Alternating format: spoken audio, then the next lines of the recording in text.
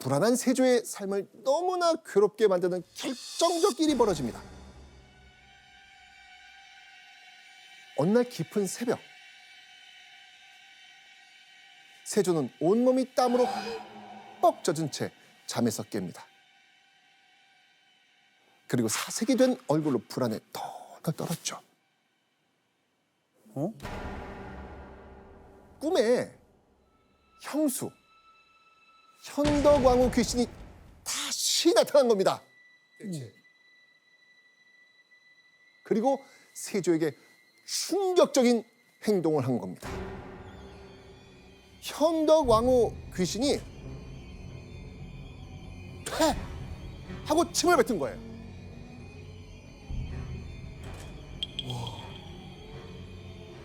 세조는 찝찝함에 온 몸과 얼굴을 벅벅 긁습니다.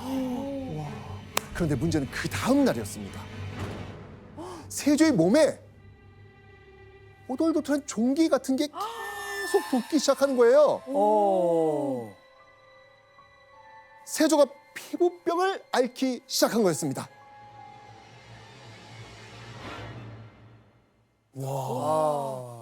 사실 이 세조가 현덕 왕후가 침을 뱉는 악몽을 꾸고 피부병을 얻었다는 이 이야기는 정말 유명한 전설로 전해져 내려오는 이야기입니다. 그런데 이게 전설로만 치부하기엔 너무나도 묘한 일이 당시 궁에서 벌어져요. 단종이 죽은 이후 어느 날부터 세조의 몸에 정말 피부병 증세가 나타나기 시작한 겁니다. 실제로 세조 정권 중반을 넘어설 때부터 세조에게 피부병이 생기기 시작합니다. 실록에는 풍수병이라고 하고 있고 세조를 비롯한 역대 임금들이 많이 앓았었는데 대체로 피부병으로 알려져 있지요. 그러니까 현덕왕후의 꿈 때문일 리는 없겠지만 백성들은 그렇게 믿고 싶었고 세조가 벌을 받는다고 생각했던 겁니다. 그만큼 불법으로 쟁취한 권력에 대한 민심의 이반 현상이 심했던 거겠죠. 자, 그런데 지방 행차를 다니던 1463년 10월 23일 세조는 청천벽력 같은 소식을 듣게 됩니다. 3살밖에 안 된 손자 원손 인성대군이 갑자기 풍질에 걸린 겁니다. 풍질은요, 신경계통이 고장나 생기던 풍병을 말합니다. 인성대군이 누구냐? 바로 훗날 예종이 되는 세자의 적장자였습니다. 자, 왕실의 보위를 앞으로 이어야 될 이 원손의 병에 중화는 발칵 뒤집혀집니다. 세조는 모든 치료법 다 동원해서 원손을 살리라고 명하죠. 그런데 다음 날인 24일 새벽, 인성대군은 세상을 떠납니다. 원손 인성대군의 죽음으로 억장이 무너졌을 세조. 맏아들에 이어 손자 원손까지 죽으니 세조는 거의 패닉이 온 겁니다. 대체 왜 이런 불행이 계속 닥칠까? 이런 생각이 들었겠죠. 현덕 왕후의 저주 때문이었을까? 세조는 대체 뭐가 잘못됐을까? 기억을 더듬어가기 시작합니다. 그때 아버지 세종의 묘자리를 살필 때 함께 본 풍수지리사, 즉 지관이 한 불길한 이야기가 생각난 겁니다. 어떤 뭐라고 했길래? 자, 때는요 1443년 2월 세종 제위 때였습니다. 이때는요 세종이 자신이 묻힐 곳을 정할 시기였는데요. 세종은 아버지 태종의 묘인 헌릉 옆에 묻히고 싶어 했습니다. 그래서 그곳의 형세와 기운이 어떤지 미리 좀 알아보라고 했죠. 이때 땅을 살피러 간 사람 중 한 명이 수양대군 세조였습니다. 헌릉 근처에 도착한 이 세조와 신하들, 지관은 땅의 형세를 꼼꼼히 살폈습니다. 그런데 당시 땅을 살펴본 지관이 충격적인 이야기를 꺼낸 겁니다. 절사 손장자, 절사 대를 잇는 자식이 끊긴다. 손장자, 맏아들을 잃는다. 그러니까 손이 끊어지고 맏아들을 잃는 땅입니다. 본인 얘기 아니에요? 정확히 말했는데요? 와. 정확하게. 그러니까 세종이 정한 묘자리가 왕실의 대를 이을 장자가 죽어나가는 그런 자리라는 거였어요. 와. 그런데 이때 세종은 그냥 그곳에 묻히겠다라고 합니다. 꼭 아버지 태종 곁에 묻히고 싶어서 이런 섬뜩한 말에도 뜻을 꺾지 않은 겁니다. 그래서 세종은 그로부터 7년 후 1450년 헌릉 옆에 묻힌 겁니다.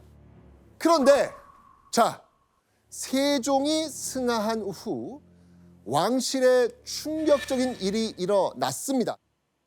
보세요. 자, 세종의 그 아들과 손자들, 적장자들을 지금 그려놓은 가계도입니다. 자, 세종의 적장자 문종, 즉위한 지 2년 만에 병으로 사망합니다. 자, 그리고 문종의 적장자 단종, 죽었. 유배에 가서. 17세 유배지에서 사망. 자, 그리고 세조의 장남 의경세자 죽었어요. 20살 때 사망. 와.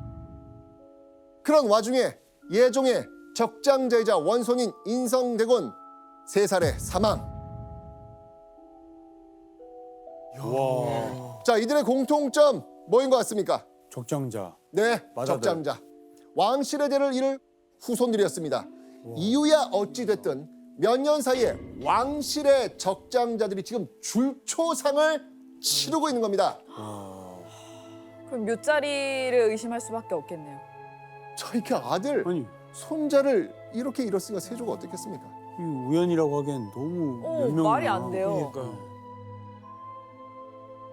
세조 역시 이렇게 불행이 계속 닥치니까 그 말, 옛날에 들었던 그 말이 마치 저주처럼 머릿속을 맴돌지 않았을까요? 네. 손자는 죽고 피부병은 나아질 기미가 보이지 않습니다. 세조 인생에 이런 불행들이 계속해서 닥치니 불안은 가시지 않았겠죠. 이때 세조는요, 어떻게든 이 피부병의 뿌리를 뽑고 싶어 했습니다. 아. 그래서 세조는 어느 날 대신들에게 명을 내립니다. 온양으로 가겠다. 온양. 온양, 갔잖아요. 치료하러. 맞습니다. 온양온천. 네, 바로 온천 때문이었습니다. 지금은 아산으로 불리는 온양이 온천으로 유명했거든요. 조선의 왕들은요, 피부병을 앓으면 온양에서 목욕을 하면서 몸을 다스리곤 했습니다. 세조는 이 심해지는 피부병을 이대로 둬서는 안 되겠다고 생각을 한 거죠. 하지만 온양에 다녀온 뒤에도 세조의 병은 낫는 듯 하다가 다시 재발합니다. 이게 쉽사리 나을 병이 아니었던 것이죠. 자, 세조가 피부병으로 얼마나 고통받았는지 알 수 있는 물건이 있습니다. 물건? 보시죠. 이 모든. 이게 뭐예요? 근데 본인이 진짜 입었던. 네, 이건요, 세조가 입었던 걸로 보이는, 추정이 되고 있는 적삼이라는 조선시대 옷입니다. 근데 자세히 보시면 알겠지만 지금 얼룩덜룩하죠. 당시 세조가 흘린 피고름이라고 추정되고 있습니다. 진짜 고생했겠다. 이게 아토피 같은 거잖아요. 지금으로 치면. 피부병 진짜 괴롭잖아. 어떻게든 피부병에서 벗어나고자 치료와 절행차에 열을 올렸던 세조. 그런데요, 어느 날부터 이 세조를 둘러싼 아주 묘한 소문이 들리기 시작합니다. 자, 때는요, 세조가 강원도 평창에 있는 상원사라는 절에 방문했을 때였습니다. 이때 세조는 이 계곡에서 혼자 목욕을 하게 됩니다. 피고름이 나서 가렵고 쓰라리니까 찬물로 씻으면서 아픔을 달래냈던 겁니다. 그런데 한참 목욕을 하고 있을 때 누군가 세조 뒤로 쓱 다가오는 거예요. 갑자기. 현덕왕후 또 아, 나타났어요. 아, 예. 또 갑자기 나타나 위에서 쳐다보고 있어. 퇴! 말이 좀 아니야 또? 바로 동자승이었습니다. 나. 네. 세조는 어린아이니까 뭐 큰 의심 없이 등을 좀 밀어달라고 했죠. 자, 그렇게 얼마나 지났을까요? 뭔가 이상한 느낌이 든 세조가 몸을 살펴보는데요. 소스라씨 놀랍니다. 왜요? 왜였을까요? 설마 없어져요? 맞습니다. 피부가 말끔해진 거예요. 오, 아. 이거는 어? 말이 안 돼요. 꿈이 아니고요? 이거 꿈인 것 같아. 꿈. 놀라서 뒤를 쳐다본 세조. 두 눈을 의심할 장면을 목격합니다. 등을 밀어준 게 아이가 아니라 동자승의 모습을 한 문수보살이었다고 합니다. 자, 문수보살은요, 불교에서 최고의 지혜를 상징하는 보살입니다. 그 문수보살이 어린아이의 모습으로 나타나서 세조의 병을 낫게 했다는 겁니다. 이 이야기 믿어지십니까? 아니요. 아니요? 근데 실제 세조가 봤다는 동자승의 모습이 남아 있어요. 이렇게. 아. 자, 지금 여러분들이 지금 보고 있는 이 불상. 이 불상이 세조가 본 모습을 본떠 만들었다고 알려진 오대산 상원사에 봉안된 문수 동자상입니다. 그리고 오른쪽 그림. 이 그림은요, 문수동자가 지금 세조의 등을 씻겨주고 있는 모습입니다. 교수님, 세조가 진짜 이런 일들을 겪은 거예요?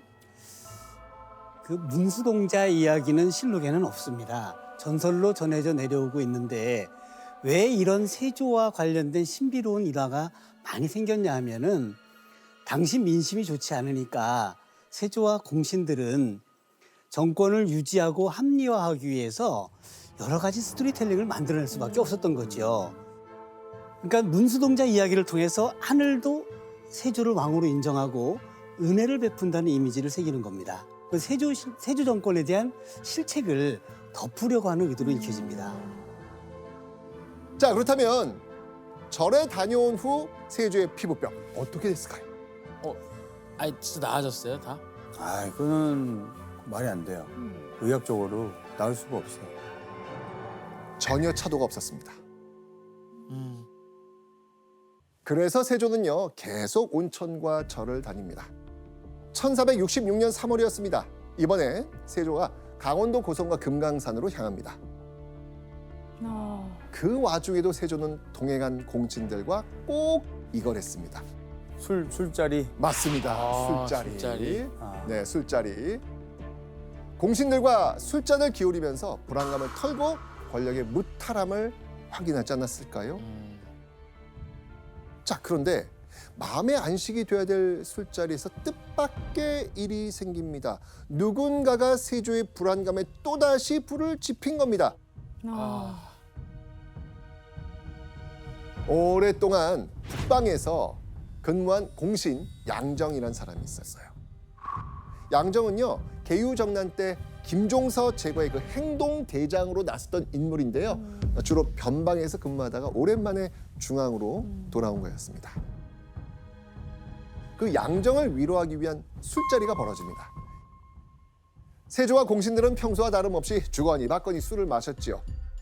분위기는 점점 무르익고 세조와 공신들의 취기도 한껏 올랐습니다. 그렇게 즐거운 분위기가 이어졌는데 양정이 갑자기 세조에게 폭탄 발언을 합니다. 전하께서 임호하신 지가 이미 오래되었으니 오로지 한가하게 안일하심이 마땅할 것입니다.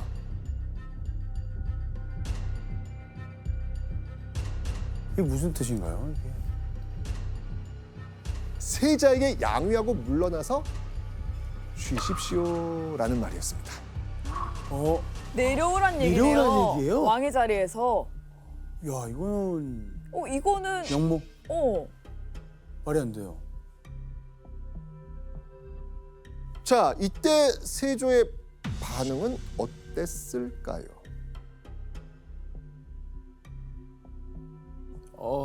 일단 지나가고 웃으면서 끝나고 그다음에 밤에 이제 환간.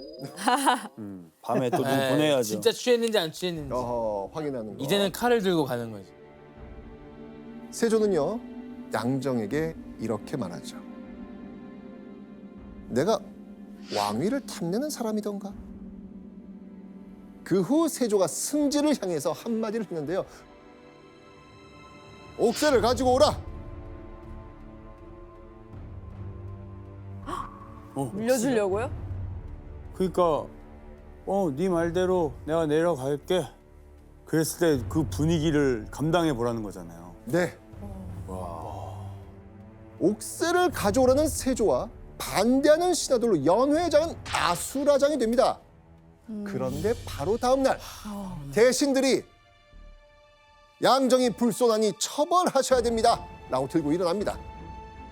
그러자 이때 세조는요 양정을 참소하라 명을 내립니다. 와, 참수. 술자리에서 누구보다 너그러웠던 세조였지만 양위까지 언급하는 공신의 태도는 도저히 용서할 수가 없었던 것이죠. 그렇게 시간이 흘러 1468년 7월 세조는 공신들에게 한 가지 고백을 합니다.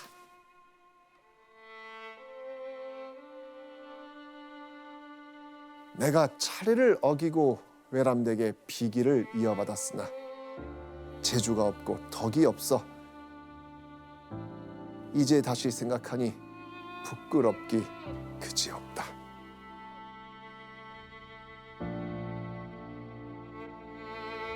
수부께서 왕의 자리를 탐내 부덕한 일을 저지를지 모른다더군요. 어릴 적 나 놀아주던 친절한 숙부의 모습만 기억됩니다.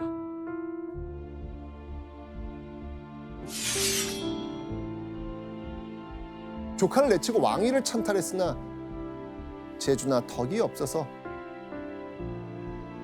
자신은 왕위 자질이 없다라고 한 거예요. 자신의 지난 행동들을 반성을 하는 거네요. 맞습니다. 한켠에 있었던 거죠. 근데 반성을 안 할 사람인데 이제 혹시라도 내가 여기 반성하면 하늘이 그걸 알아서 피부병 낫게 해주지 않을까? 거기까지 생각한 거죠. 예. 맞습니다. 세조는요 자신의 병이 낫기 어렵다는 걸 직감했던 것 같습니다. 그래서 재위 내내 자신을 짓누른 그 불안감과 한편에 있던 죄책감을 솔직하게 털어놓고 죄를 씻어보고자 했던 건 아니었을까요? 에휴, 그냥 뭐 그리고 세조가 자신의 업보를 속죄하기 위한 일이 또 있었습니다. 여러분 혹시 경혜공주 기억나세요? 그래요. 누나 네. 맞아. 단종의 누나였죠. 그 남편 정종이 단종 복위운동 때 역적이 돼서 죽습니다. 경혜공주는 역적의 아내로 정말 처참한 삶을 살았잖아요. 세조는 그런 경혜공주와 자식들을 궁으로 불러들여서 관계를 회복해 보이려고 했죠.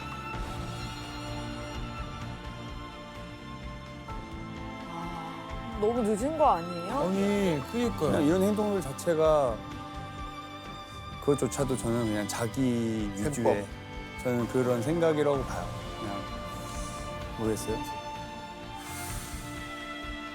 권력이란 게 원래 그런 것입니다. 내가 죽거나 아니면 상대가 죽지요. 이렇게 왕 세조는 최고의 권력을 얻었지만 결국 세조에게 남은 건 피부병에 걸린 육신과 후회뿐이었습니다.